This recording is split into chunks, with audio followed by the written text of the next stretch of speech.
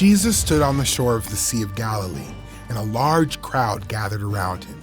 Jairus, one of the leaders in the synagogue, fell at Jesus' feet and begged for his help. "My daughter is about to die.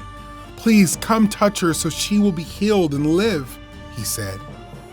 Jesus went with Jairus, and many people followed, crowding around him. In the crowd was a woman who had been bleeding for 12 years. She had seen many doctors and had spent all her money trying to get better, but no one could help her. She was getting worse. The woman said to herself, "If I touch even Jesus' clothes, I will be healed." She came up behind Jesus in the crowd and touched his clothes. Immediately, her bleeding stopped and she knew she was healed. At that moment, Jesus felt that power had gone out of him. He turned around. "Who touched my clothes?" he asked. Jesus' disciples pointed out that many people were crowded around him, but Jesus kept looking around. The woman, knowing she was healed, came forward and fell before Jesus. She told him what had happened. Jesus said to her, "Daughter, your faith has made you well. Go in peace. You are healed." While Jesus was speaking, some men came from Jairus' house and told Jairus, "Your daughter is dead. Do not bother Jesus anymore."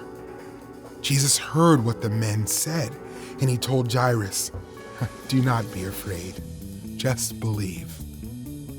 Jesus and 3 of his disciples went to Jairus' house. People there were crying and wailing loudly. "Why are you crying?" Jesus asked. "The child is not dead. She is sleeping."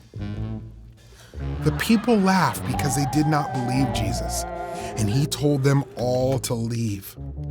Jesus took Jairus and his wife into the room where the child was. He took the girl by the hand and said, "Little girl, get up." Immediately, the girl got up and began walking around. Jairus and his wife were amazed. Jesus told them to give the girl some food and to not tell anyone what had happened.